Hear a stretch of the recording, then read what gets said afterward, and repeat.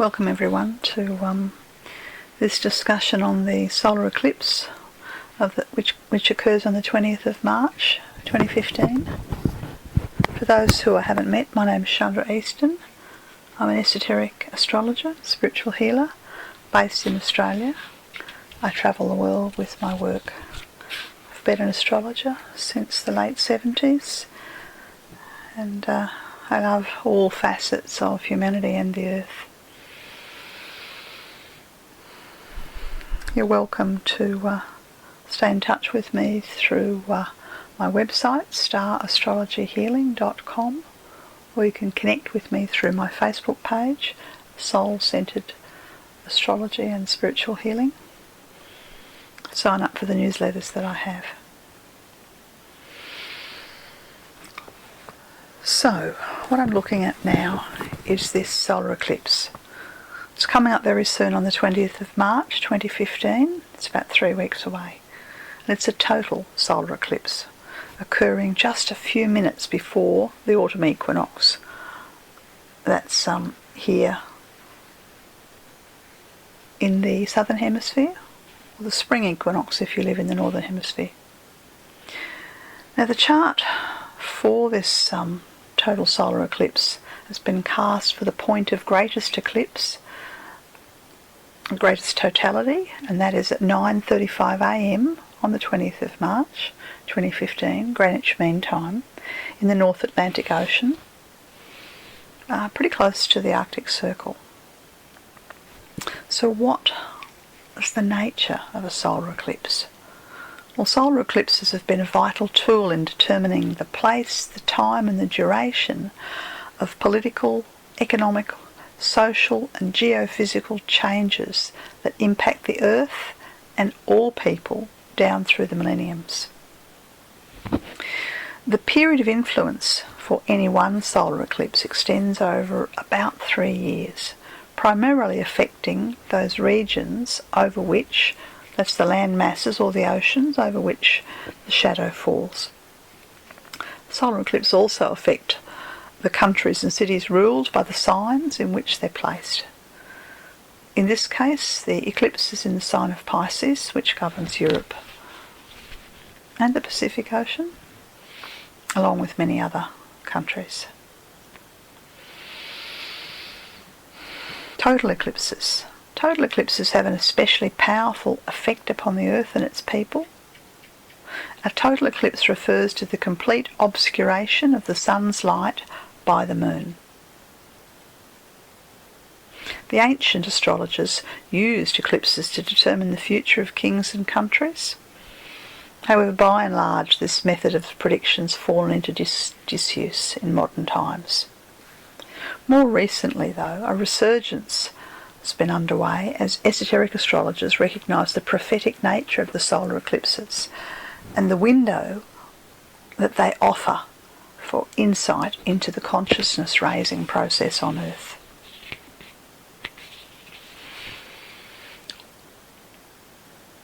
All solar eclipses fall on a new moon. However, all new moons do not result in an eclipse. Similarly, all eclipses are not necessarily total eclipses. A solar eclipse occurs when the moon passes between the sun and the Earth, and the moon fully or partially blocks or occults the sun. In this case, a total solar eclipse occurs when the moon completely covers the sun's disk, as it will on the 20th of March. This is a mutable solar eclipse. Now, solar eclipses generally have a 3-year impact, although ones that occur at the beginning or the end of an epoch or an age, such as this one, they have a far greater impact and duration. Now this eclipse is a mutable solar eclipse because it falls in the mutable sign of Pisces. Evidence of the impact of eclipses in mutable signs tends to commence sooner. We'll see the evidence sooner, and it will last for some considerable time, although the influence of the eclipse is liable to interruption and recurrence. So we can expect fairly dramatic, rapid global changes be they geophysical, political, social, economic.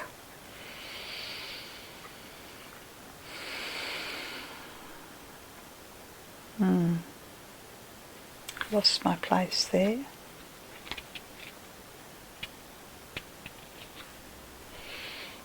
From the 20th of March 2015 on. Then the great change will continue with some positive progress in response to Uranus. And we could also expect some significant endings or falling away as we respond to Pluto. Now these global events will continue to surge like incoming waves of a tsunami during the years 2015 through 2017 inclusive, at the very least, and possibly much longer. A degree of progress may be seen in the pressing issues on the world stage, and then it might be that any success appears to be overwhelmed by apathy, confusion or despair. That's the nature of the mutable solar eclipse. We're in the end days and the time on Earth where humanity are being separated into two groups. Now those nations and individuals who choose the anti-clockwise path of self-interest, as indicated by one face of Pisces, they're responding primarily to Pluto's vibrations, and they will reap their own rewards. Those nations and individuals, on the other hand, who choose the path of common good, are responding to the Uranian impulse, and they will find themselves swept up in positive energies as their lives and the focus of their groups are strengthened and invigorated. Now this particular solar eclipse, it occurs pretty close to the North Pole, and the point of greatest eclipse is in the middle of the North Atlantic, 64 degrees, 5 minutes north, and 6 degrees, 39 minutes west. This location is slightly northeast of the Faroe Islands and slightly southwest of a very tiny island called Svalbard, which belongs to Norway.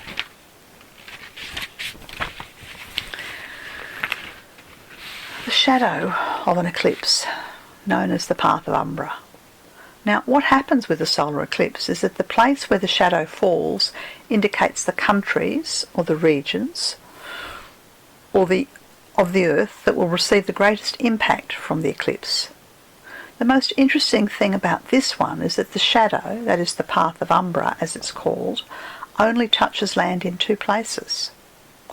During the passage of the eclipse, the shadow crosses the Faroe Islands and also crosses the tiny island of Svalbard in the North Atlantic.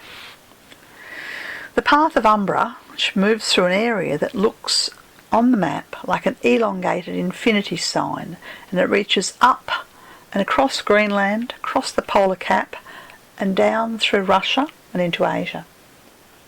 The land masses from which this eclipse will be visible will also receive the greatest impact.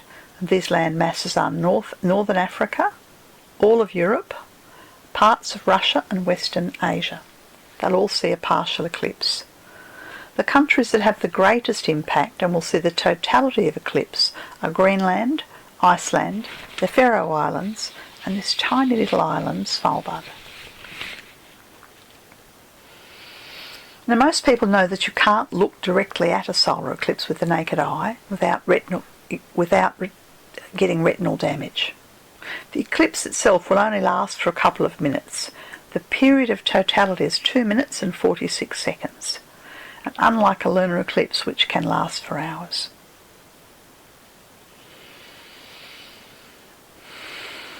The impact of this eclipse affects the ocean.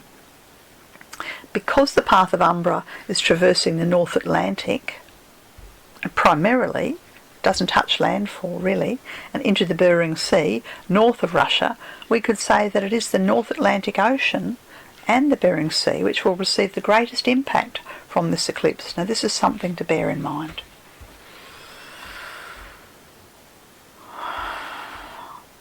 One of the first things to notice about the chart for the eclipse is that it falls in the very last degree of the zodiac. Now there are 12 signs in the zodiac and Pisces is the last sign. Each sign has 30 degrees, and in totality the zodiacal circle is made up of 12 signs and 360 degrees. Now this eclipse falls in the last degree of the last sign of the zodiac, that is the 30th degree of Pisces or the 360th degree of the circle. The visionary astrologer Mark Edmund Jones, in his book The Sabian Symbols, refers to this 30th degree of Pisces as represented by the symbol the Great Stone Face. This is a phrase and a symbol to meditate on in order to understand the esoteric purpose of this eclipse. Discernment is required in order to recognise the difference between the real world and the unreal world. If we choose to turn our face towards the material world exclusively, then we are drawn backwards onto the anti-clockwise path of evolution by the energy of the moon, which represents the ego, our personal self. If, on the other hand, we choose to align with the spiritual world and its values, that is the values of the heart, then we move forward in a clockwise motion, esoterically towards the sun, that is the soul. We are at the end of a great year. The 360th degree of the zodiac, it represents the end point, the end of the circle, the end of an epoch, and in fact the end of a great year, which has been in place for 25,920 years approximately. This great year is made up of 12 great ages. Now, as the great year ends, and we leave Pisces, we also leave the great year. Humanity are offered an opportunity to take a great leap forward on an evolutionary, that is a consciousness level. Not only are the sun and moon at the very end of Pisces, but there are 3 other planets in Pisces as well: Neptune, Mercury and Chiron. Effectively, together they form a triple conjunction, which indicates the potential, unfortunately, for lots of confusion, delusion and fear on Earth at the moment. Collectively, we have arrived at this end point, the end of the great year, and we're all facing death in one form or another, physical or metaphysical endings. It's very difficult to see clearly through the distortions or confusions before us, through the multiplicity of problems facing humanity at this crossroads. It's a crossroads because the end of the circle has been reached. The crossroads before us indicates the death of the old way of life on Earth, and it's known as the Great Change, this period that we're moving through.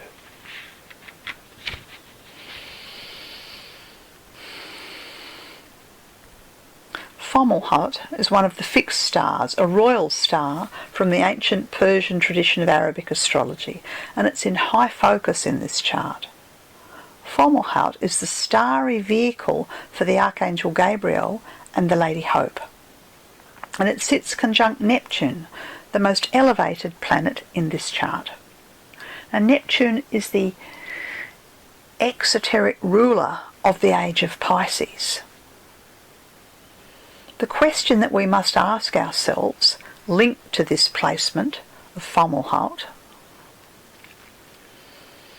conjunct Neptune, is what do we value? What do we place above all else in our societies? Do we place qualities and virtues such as inclusiveness, tolerance or generosity on the throne above all else? Or do we place sporting heroes, fashion, the almighty dollar, or the logies there? What is it that we put on the throne above all else? The placement of Fomalhaut conjunct Neptune asks us to consider our values carefully. Mercury and Chiron are sitting together in Pisces, indicating that we're all going through quite a nebulous time, a time of crisis, a time where everything is unravelling, falling apart, And the challenge facing us all is to move beyond ignorance and through fear and to search for the new realities. A new day is dawning on earth. And in the face of our fears, doubts or uncertainties, we need to move out of any rut we find ourselves in and begin to set a course forward through the challenges that beset us. Pisces is the sign of the zodiac that represents the two fish and thus two choices. The fish swim in different directions, and they're tied and united through the solar plexus, that is the emotional chakra. And so we have to choose and rise above our emotions. These 5 planets in Pisces, that is Mercury, Chiron, Neptune, and the Sun and the Moon, together they speak of the need for humanity to decide whether we want to be blindly led through fear, confusion, delusion, or our own ignorance or apathy, or whether we are willing to remove the false gods from the throne upon which we have placed them. Are we willing to do the soul searching and to take our stand in the global changes all around us to bring about a better world?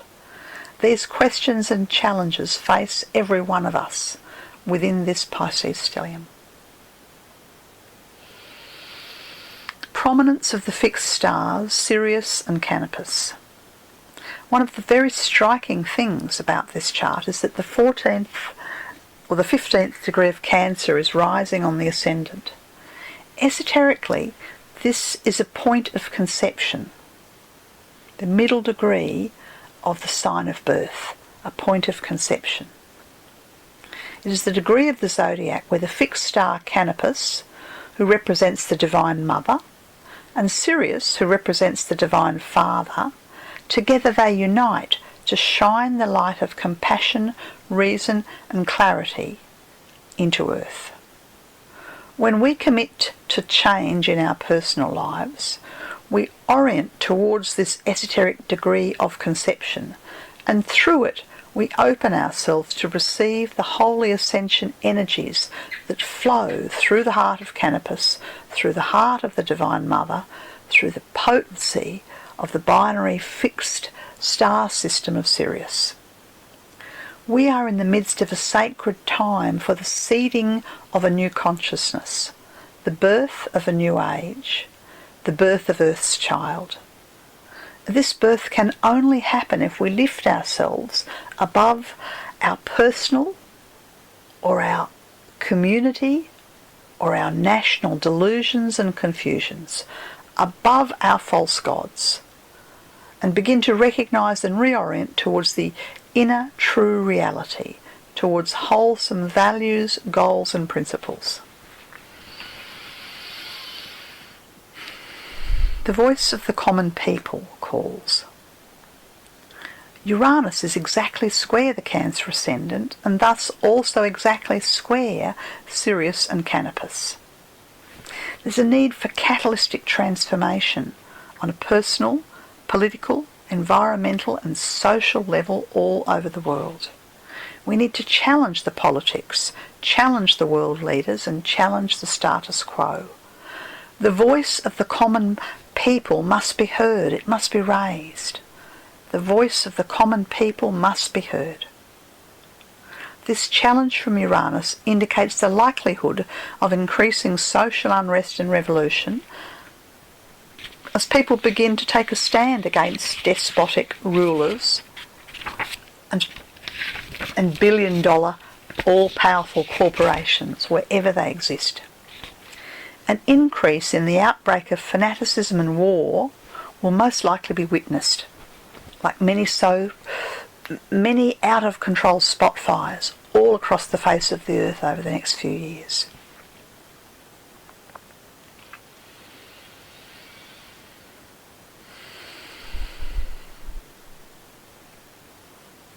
Universal consciousness.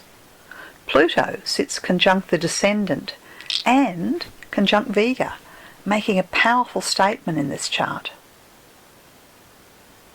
Vega is associated with universal consciousness, and this placement indicates that we've been denying the universality of our consciousness.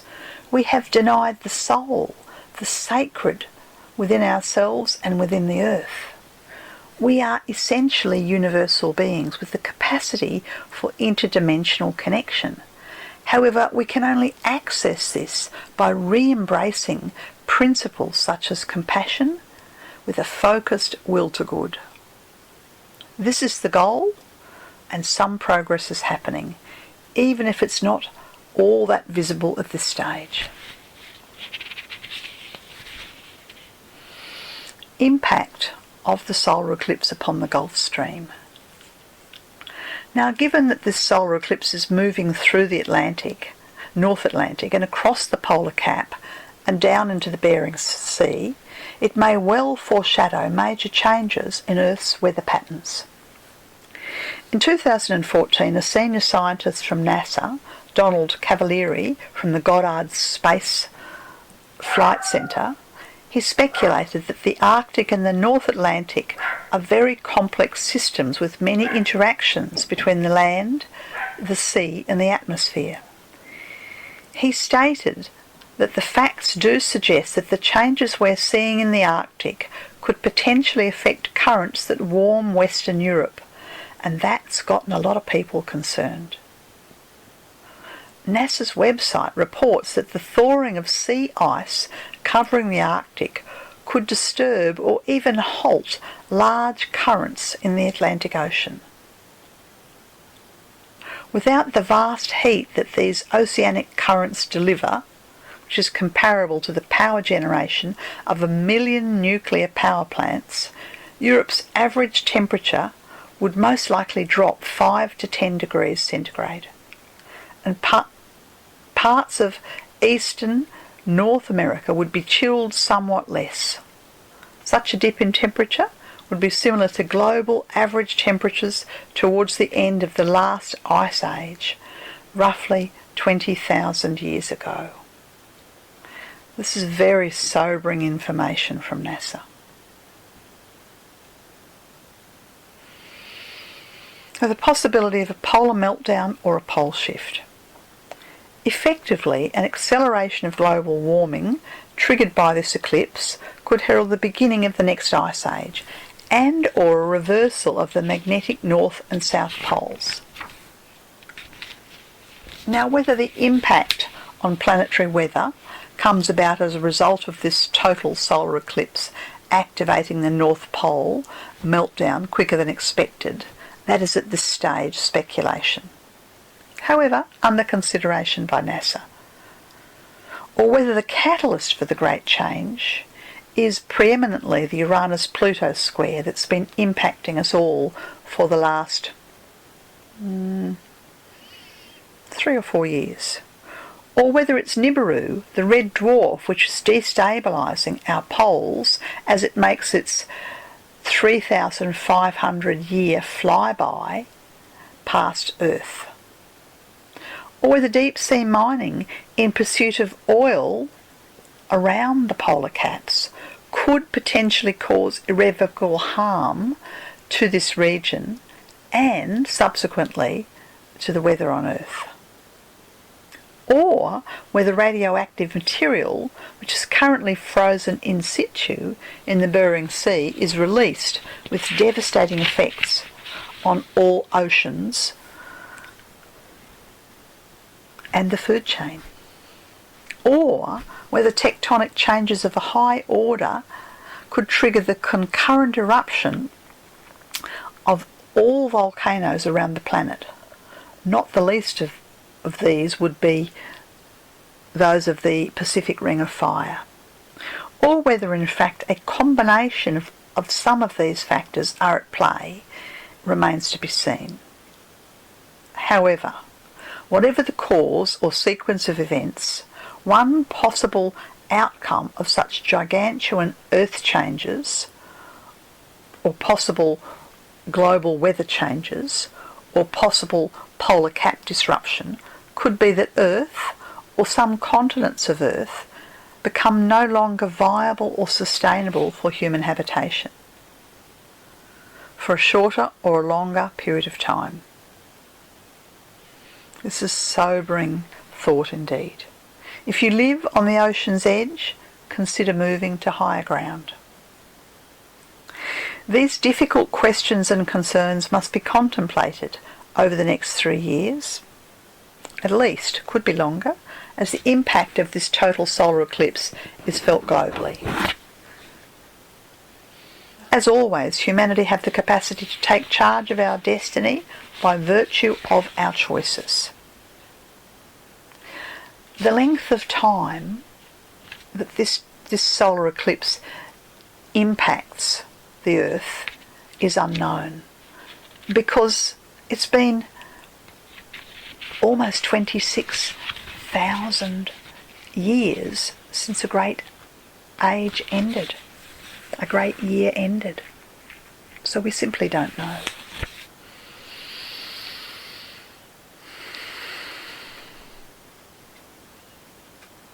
Government, world government and global corporations.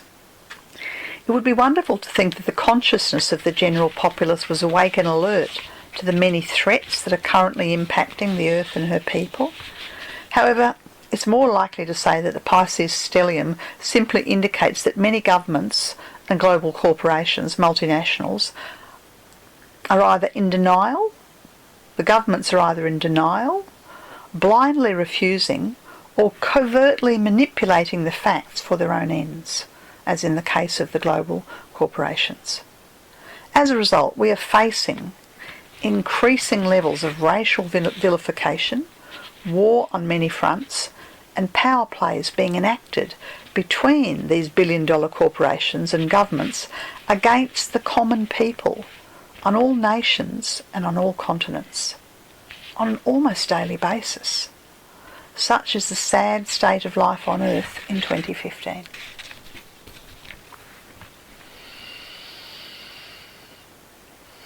The light Vega. It's encouraging to see that Pluto's angular in the chart on the 7th house cusp, and this indicates that the power of the authorities to control the masses has passed its zenith and it's now waning. The light of Vega, that is the light of cosmic consciousness, responsibility and brother-sisterliness, as we've been told by Ananda Tarashan in her book The 17 Steps to Perfection. Well, this light of Vega is beginning to filter through, and we recognise that we are our brother's keeper. The angles and the houses in this chart are quite skewed, and that's because the chart is cast extremely close to the North Pole.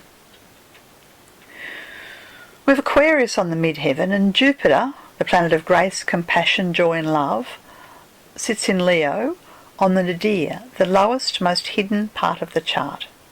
This indicates that we have to work extremely hard to unearth and reveal and bring forward into the world a united, compassionate response to the crisis on Earth, and a respectful response to the indigenous people of all nations. These First Nations people are the custodians, the caretakers of Earth. They are responsible for maintaining land, culture and traditions. Many of these Indigenous leaders are in direct contact with the spirit of the earth and with direct contact with the spirit of the fixed stars such as Sirius and Canopus, the Pleiades, the Great Bear. I would expect that over the next 3 years the leaders of the First Nation people will step forward onto the world stage to take their rightful place. Venus in Taurus brings a degree of stability. Venus is in Taurus in this eclipse chart, attempting to bring a degree of stability excuse me, to the volatility of the Aries planets, that is to Vulcan, Mars and the South Node. Humanity has a tendency to create separation and distance. Rather than find the things that separate us, let us strive to find that which unites us. Venus in Taurus is searching and working very hard in this chart to find and unite aspects of humanity through common purpose, common directions and common good. The spirit of the common good. During these next few crucial years, let us call collectively upon the spirit of the common good to prevail. We can invoke the spirit of the common good to prevail in our countries, in our parliaments, in our nations, our families, our communities. Venus is well placed in Taurus. However, it's being swamped by the apathy and self-interest of the Aries impulse.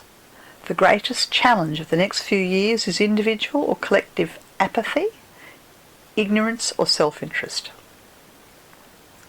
When the urge to empower and the urge to invoke the common good prevails over selfishness, apathy, separative thought or the tendency to conflict, then and only then will the crisis point have been passed. Currently, early in 2015, gargantuan efforts are needed in order to achieve a balanced approach. This balance and the way forward is indicated by the North Node in Libra in the chart. If we turn our eye to the Dharma point, that is the Earth in Virgo, we would be well advised to set achievable, sustainable goals and work towards them. There is absolutely no point in having large, grandiose goals and then falling short of success. We need to identify small, achievable goals and well-outlined steps that progress us towards these goals. Every nation needs these steps and these goals, every family, every community. The family of mankind. We are one community on Earth. We are one Earth. We are a family. If we move through our fear, our doubt and our tendencies for self-interest and begin to identify and celebrate the small steps achieved, then such progress will instill hopes in the hearts of all. It is possible, according to our choices, to gradually witness positive change on Earth over the course of the next few years. There may be much loss, possibly a dramatic interest in war and global conflicts. There may well be widespread disease spread through the oceans and other means. It's quite likely that the North Pole in particular, or both polar caps, may continue their accelerated melting. There may well be a slowing of the Gulf Stream and other oceanic streams, resulting in a lowering of temperature in the Northern Hemisphere. It's almost certain that despotic governments and corporations will fall and be removed by the will of the people. Once we understand that the power of our collective will, when harnessed, is a potent force for change, then light will begin to shine stronger on Earth. By harnessing positive group endeavour, despotic corporations and governments can be overthrown. Safe havens. Venus in Taurus forms a wide sextile to Neptune and also to the beautiful fixed star Fomalhaut. We need to be about the business of creating shelter, creating safe havens. Finding shelter and finding safe havens for the dispossessed,